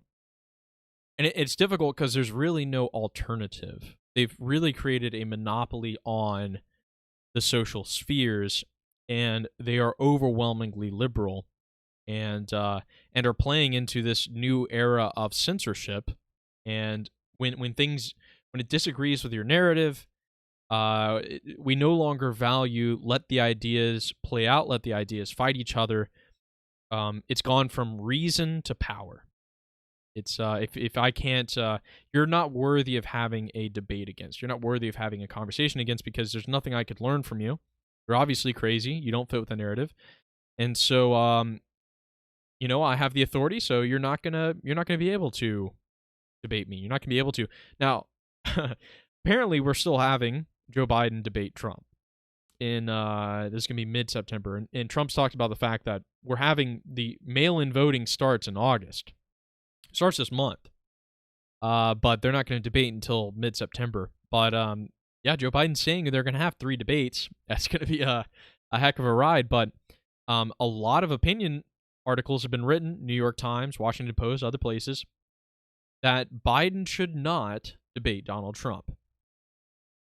Now, when you think about this, you're like, we always have presidential debates, right? Now, I actually think, from the Democrat perspective, I think they're dead right. And for a lot of reasons, not the least of which is Joe Biden's mental capacity at this point in time and his memory, ability to speak. I think, I don't think anything's going to be gained on the Democrat side by debating Donald Trump. I think they learned this from 2016, that they overly covered him to just ad nauseum before. They were always, and they still do, but the debates were where Trump shined. I mean, he got up there with his Republican, the other candidates, and just destroyed and demolished. And he got up there against Hillary Clinton and really held his own, and he really thrives in that environment. You have now an excuse for not being there, which is coronavirus, right? If you say... you let Trump have his little world where he does his Twitter rants and he does his very harsh sayings and whatever, and you have coronavirus be really bad and you have Joe Biden say a few right things, just a few things, he could win an election just with that. So they're not wrong with the debates. I think Joe really just has things to lose if he shows up on the debate stage. I don't really see if people... There's a few things, right? He shows up on the debate stage and he has a mental breakdown in some regard. He forgets something really obvious, right? Or he mumbles with his words. He says something really strange. That's going to be seen by everybody, right?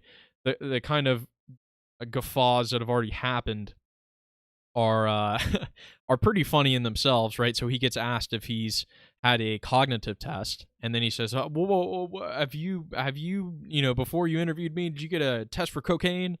He said, no, so why are you asking me these things? And he said some really kind of funny stuff before where you kind of, he's getting older, you wonder about his memory, you wonder about how he can formulate sentences, whatever, but he goes against Trump, who's very articulate and very forceful. You wonder how it's going to go. I don't see how much he can really gain from having these debates. And but it looks at this point in time like he's going to have them. But the Democrats have an excuse to not debate Trump, which is coronavirus. And they may decide later on, we have nothing to gain from this. We're not going to do it. And we may have an election with no debates. Real possibility. And it's going to be a very interesting one. You really wonder how it would go and how it would actually benefit Joe Biden, unless he can really keep it together and say not as many words and just say, you haven't done well in Corona. I think that's going to have to be a lot of his policy is, you didn't do enough. You didn't, American people needed great leadership. You didn't provide it. You've given us all this craziness over the last 4 years. People want normalcy. People want, and this is, people have been talking about the polls over and over, and the polls and the polls and the polls and the polls. And there's, how much can you really trust the polls? Of course, we had Hillary Clinton winning by, a bajillion in 2016. And of course, that did not happen. But it makes you wonder. I think what the Dems are trying to do as we get closer and closer to the election is make sure that people really are upset with how things are going with Corona, with reopening, with their jobs, with federal, with their cuts that they're getting from the federal government for unemployment. All of this plays into it, and if Joe gets up there and is inarticulate and doesn't look like he has the mental capacity, that could be a big hit to the Biden campaign and a big boon to Trump. So I don't know if he's even going to get up on the stage. And maybe he does, maybe he doesn't.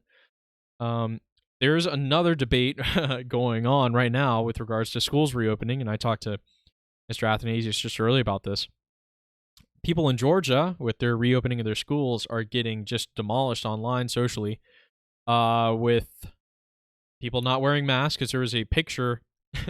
Let's go to another example, the Streisand effect. There was a picture that got circulated widely, even globally, of a packed high school hallway in Georgia where people were not wearing masks and they were, packed up like sardines like you always see in high schools. This got global news, and here's where the Streisand effect plays into it. The principal suspended the person who took the picture, which was not the right move because that also got big news, and people were quick to try and defend this student for taking this picture and exposing it. It's a real tricky situation for schools because on both sides you have the teachers who don't want to get this virus. You have the teachers who don't want to be exposed to this, day in and day out, because these high school students are there 8 hours a day, and these teachers are with students all the time. They're with their other teachers.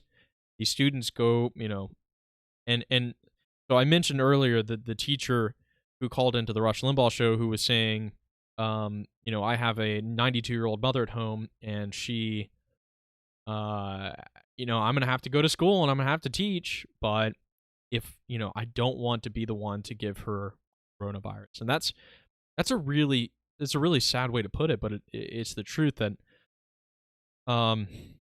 she is now taking that risk. And how do you balance that you could possibly be the one to give coronavirus to someone you love? And people have been having this conversation over and over and over again, but it's a difficult one to have. But yeah, it's one that the teachers are having in schools. And, a lot of these kids in high school, their parents are of an age. Some of them parents are of an age that could be a possibility that they could have serious repercussions for their kids getting it and being vectors of transmission. Your high school age, we know that children, it's a little bit different, but you're of high school age. So it's going to be a debate going into the fall, especially when you have places like California, where here in San Diego, they've already declared it's all going to be online school. and people are pretty upset about that. Here's another thing I didn't know until recently.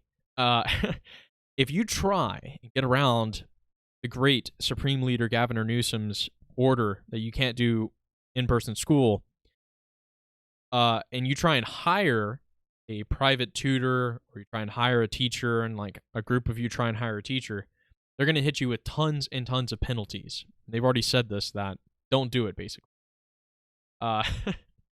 So don't try and get around our restrictions. Keep your kids at home. Don't hire teachers. It really is a brave new world we're living in with just the amount of power we've given to these wise few oligarchs that now run our country, these politicians. Well, you could justify it by the times, but I think it plays right into let's make people upset before the election to have kids at home as well. I think this is another in favor of the Democrats. If you're upset because you're trying to go to work and you have your kids who need to be schooled and they can't be schooled because you're trying to go to work, that could play into it. You don't want businesses to reopen. You don't want people to go back to work. Well, if they have to take care of their kids all the time and you can pay them an unemployment check, that goes right along with it. I mean, we're looking at a second bill that, by the way, has not been passed. Trump was talking about today about the fact that they could possibly do an executive order to give emergency money out to the people for their unemployment checks. But the Senate is holding up the bill that would give more unemployment. They passed the $3 trillion initially, printed all that money, sent it out from the Fed. But now they're debating again because the Democrats want a higher amount. And they also want to fund some pet projects of theirs, of course. But they're still working on it. So Trump's trying to say we're going to push it through with this executive order, and they want people to stay on those unemployment checks as long as they can. And, Bernie's getting his wish. We've really, $3 trillion. And we just went ahead and printed it. If you're not invested in gold or silver at this point, I think it's gone up by something like 50 or 60% since all of this, because governments around the world are printing money like crazy. The Federal Reserve in the United States, $3 trillion just off the chain. The stock market, oh man, we're almost at, I think we're pretty close to passing in the S&P 500, pretty close to passing pre-corona levels. Let me repeat that. We're pretty close to passing pre-corona levels. Fueling the global conspiracy of corona, which by the way is also going around, another global conspiracy of that the fact that this virus comes from our number one enemy in the world, China, and further came from a lab funded by people like Bill Gates, funded by the World Health Organization, funded by the United States government. A lot of money went to this Wuhan Institute of Virology, of which that's where they figured out it's been released. The fact that Bill Gates is pretty much has a monopoly on vaccine making, not just in the making, but in distribution, in marketing with regards to health stuff. The Bill Gates Foundation has it's been described as tentacles in all the different medical procedures for pandemic-like things. So he's obviously profiting massively off of this. It really, how could I put this? It fuels the fire of corona conspiracy things when you realize that Bill Gates has been so vocal of we can't reopen until we have a vaccine, right? We can't do anything until we have a vaccine. We need to stay shut down. The fact that the U.S. economy has been crippled by this. The fact also that if you look at the stock market, why is it going above pre-corona levels? All the people that have benefited from this are tech companies. Tech companies, social media companies, online companies, Facebook, Amazon, Apple, Google. All these companies have massively profited. Amazon is 50% up on the year. 50%. They have made a 50% gain off of Corona craziness. You have companies like Facebook, you have companies like Google who are crushing it, Apple as well. And where are all these companies moving to and developing in but China, the place where this virus comes from? It all seems like a lot of people are really benefiting from this. And the U.S. economy, Donald Trump, the U.S. people are hurting from this. And I'm not saying this is proven fact or that there's. I'm just saying there possibly could be more to the story. And I've discussed it before with conspiracy, is that people sometimes have a prejudice against them as they never happen. They could never happen, and therefore any talk of them is insane and stupid and silly. But when you reveal things like, let's say, Operation Northwoods, right, which I recently discussed with the fact that it was a legitimate proposal from the Department of Defense that to commit acts of domestic terrorism against your own country, right? When you put it in those terms, that was an actual proposal given to the U.S. government. Okay, take the Pentagon Papers, for example, where the president knew that everything was going terrible in Vietnam, but he wanted to disseminate false information that everything was actually going well to the American people, even though it was actually really not, right? And they hid a ton of stuff, the American people. Take Watergate with Nixon, spying on the Democrat National Committee. So once you can kind of put a few of those before people and say, well, look, there's been these conspiracies before, once you become open to the possibility, then you can like have a discussion about them and say, okay, well, this virus, it comes from our number one enemy, and here Bill Gates is profiting massively off of this. He's saying we need a vaccine. And I think today people are so afraid of any of those being possibly right, they just write them off as crazy, or they've never actually experienced one, and so they say that it couldn't be possible.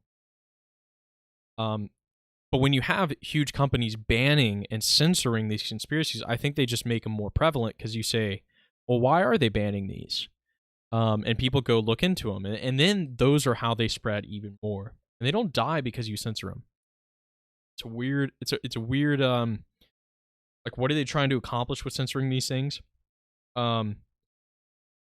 That's why I think, free speech, people have been talking about it for a long time. The free speech is dying in America, and free speech and free values of free speech. Like here at the Kellen and Alex show, right? I mean, the defenders of free speech themselves. We surely don't hold our punches with this.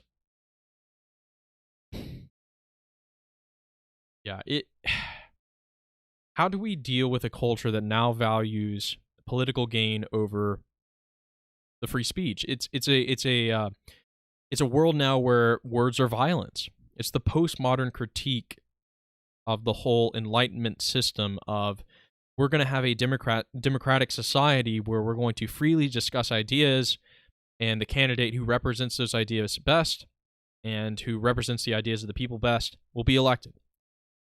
And we'll vote. And also the political ideas and other ideas that they get to compete in the free marketplace of ideas, the completely free marketplace, and nearly any of them can exist there, right?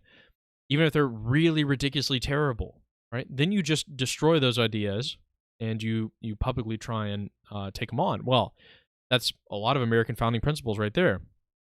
Now, in this age, if you even say things like hydroxychloroquine has worked, and that doesn't work for your political party and position, and you have prominence and you can get away with it, like your Twitter or your Facebook, then you'll just take it off if you want to.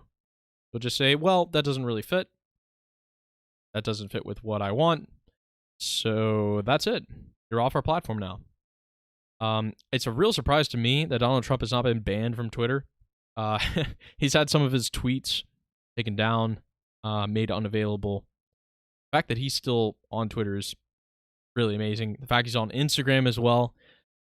He recently pinned a video talking about Obamagate. Now we're talking conspiracy still.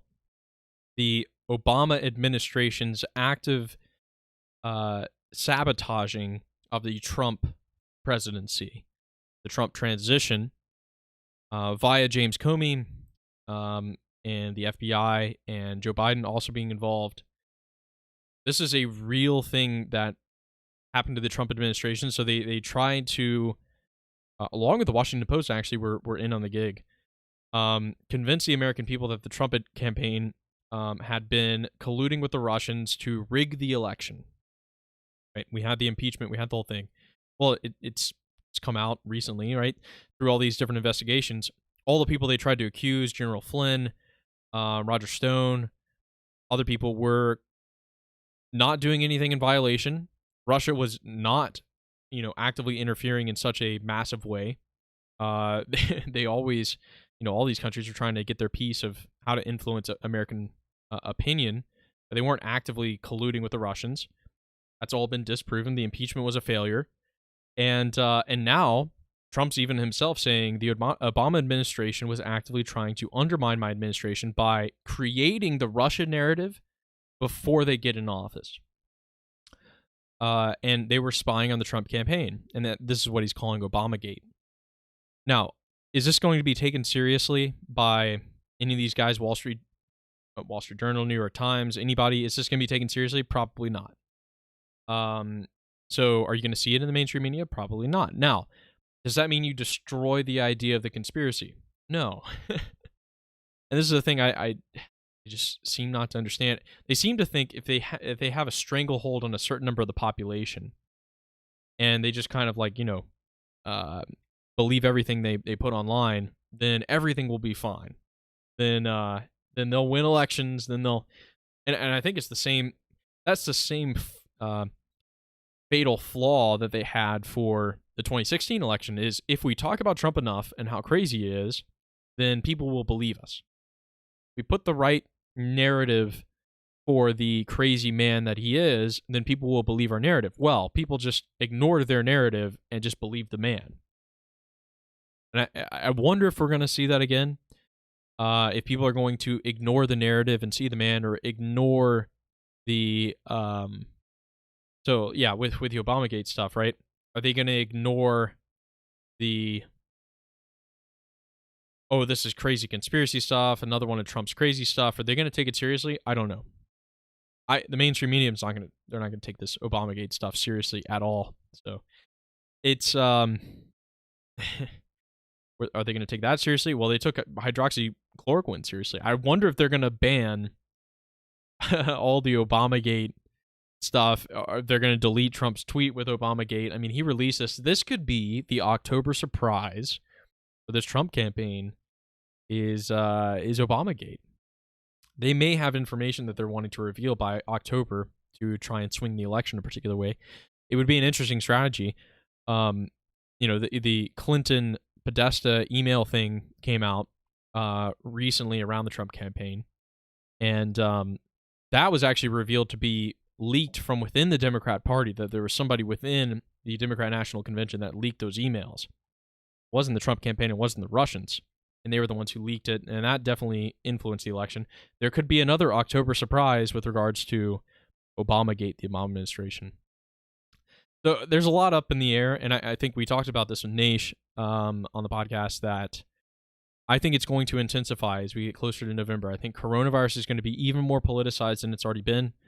I think all of this stuff it's really going to come to a head. The debates are going to be immensely interesting.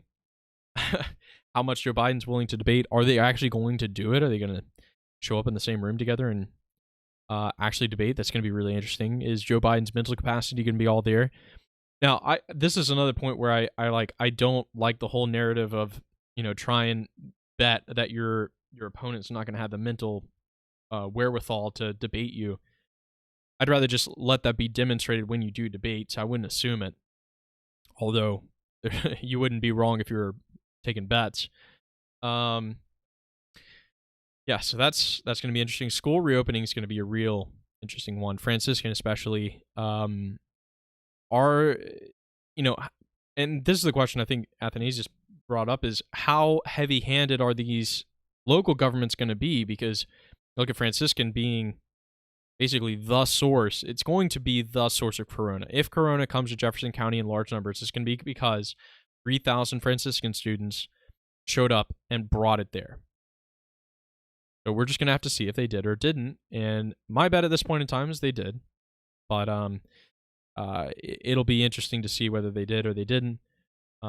Yeah, so I think we're close to wrapping up here in the Kellen and Alex show. That was my hour rant. Hope you enjoyed that. Kellen should be back next week. We'll have another guest.